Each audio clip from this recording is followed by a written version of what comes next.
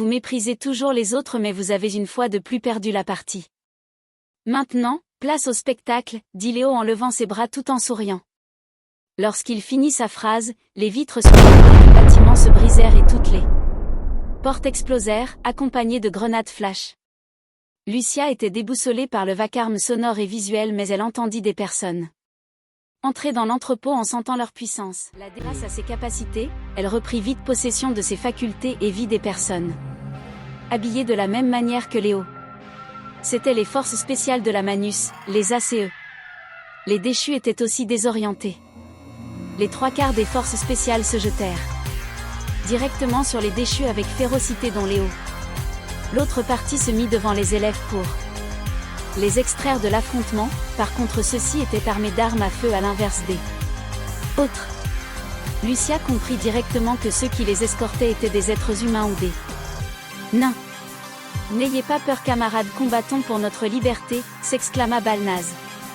Le combat faisait rage mais les membres de la force spéciale étaient mieux préparés à cet affrontement et l'effet de surprise était de leur côté.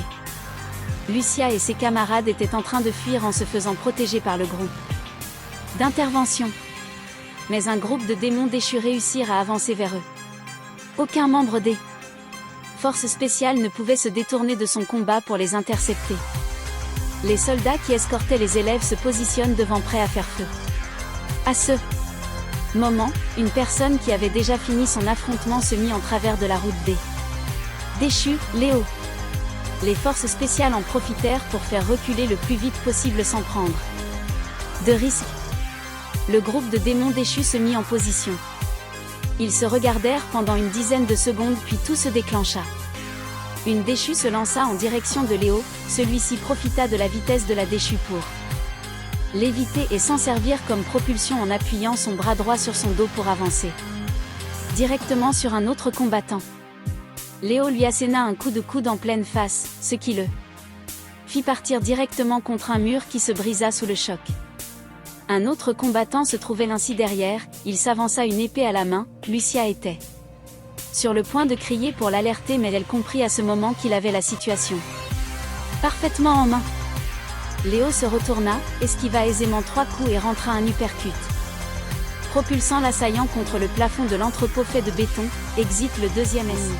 La que Léo avait esquivé au début eut le temps d'incanter un sort au niveau de ses poings. Elle rattrapa Léo qui était de dos mais le corps de son compatriote tomba juste devant elle, ce qui la déstabilisa et la fit heurter le sol juste en face de Léo avec ses poings.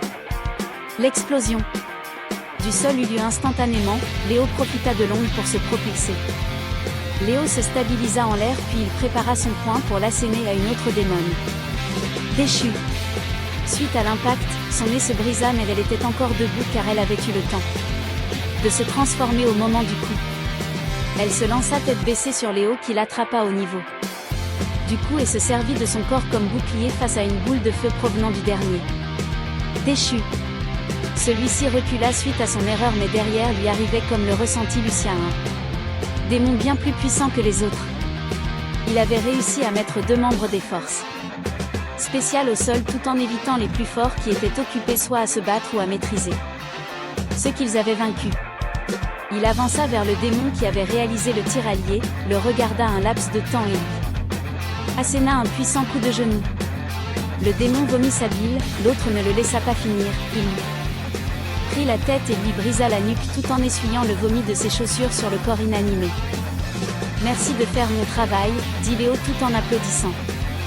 Le démon ne répondit pas, il était déterminé à éliminer Léo. Lucia le sentit, il se concentra, sa puissance augmenta et il se transforma comme le comprit Lucia. Sa musculature et sa taille gagnèrent aussi en volume.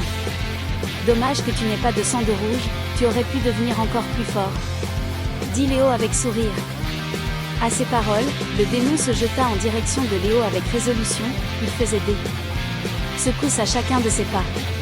Si Léo se prenait un coup, cela pouvait être définitif au vu de la puissance brute du démon.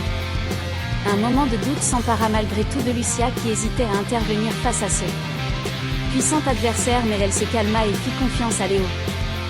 Léo ne bougea pas jusqu'au dernier moment où il se décala de justesse face à la brute Il en profita pour lui porter un coup dans le genou gauche tout en utilisant de la télékinésie en voyant l'épée du combattant dans ce même genou qui se tordit avec un horrible son de craquement accompagné par un gémissement de douleur du démon déchu.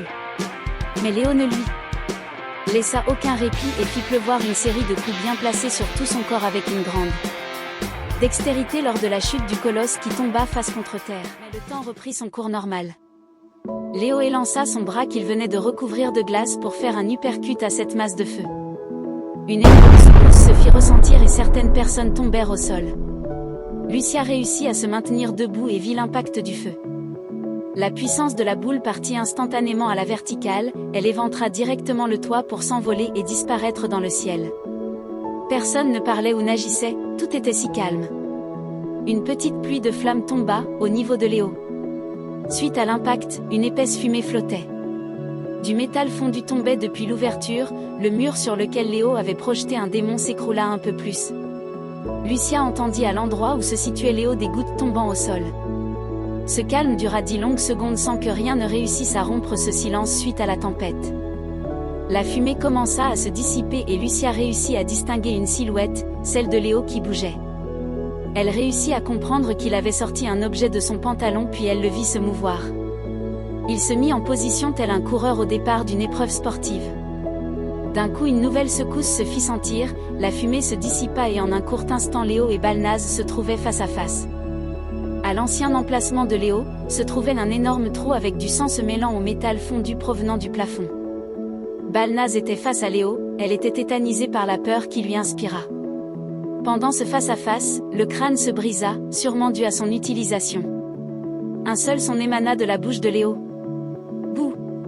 Il résonna violemment dans tout le bâtiment en se mêlant au métal en fusion tout en glaçant le sang des spectateurs provoquant un état de stupeur. Le groupe était proche de la sortie, le combat continua et Léo repartit dans la mêlée après cette démonstration. Lucia regardait la liberté et la sécurité qui se rapprochaient de plus en plus mais elle se retourna brusquement. Elle sentit à l'autre bout de l'entrepôt une puissance colossale comme elle n'en avait jamais ressenti.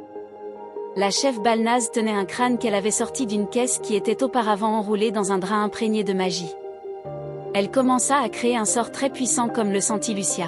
« Y barrez-vous ou mettez-vous à couvert » cria Léo. Une puissante boule de feu partit droit vers les camarades de Léo.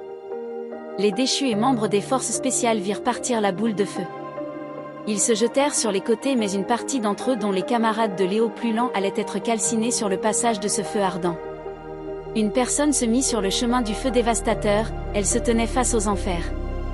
Elle ferma avec ténacité son poing droit, mit son pied droit en arrière et son pied gauche en avant. Sa puissance se fit ressentir au plus profond des personnes présentes qui arrêtèrent directement de bouger. Le sol commença à trembler et il se fissura au niveau de ses pieds. Les derniers bouts de verre des fenêtres tombèrent au sol instantanément dans une harmonie désastreuse accentuée par le grondement du sol avec la chute de caisses se trouvant dans l'entrepôt accentuée par le rugissement du feu. Ses cheveux, sa musculature grandirent, elle arma son bras dans l'attente de la venue des enfers. Alors l'Éternel fit pleuvoir du ciel sur Sodome, commença à dire Balnaz ce qui intensifia le feu. Et sur Gomorrhe, du soufre et du feu, de la part de l'Éternel, finit Balnaz accompagné de la voix de la personne se tenant face à ce feu avec un ton calme. C'était Léo en forme démoniaque, la boule se tenait face à lui. Une lumière blanche commença à apparaître tout le long de son bras. Lucia sentit du froid. Tout fut comme figé un court instant pour Lucia. Elle eut le temps de voir la peur, la stupéfaction sur les visages et curieusement un sourire de joie sur celui de Léo. Balnaz tomba au sol ce qui fit tomber son foulard. Avec Léo, ils échangèrent quelques mots, pendant lesquels Balnaz évitait de regarder le visage de son adversaire.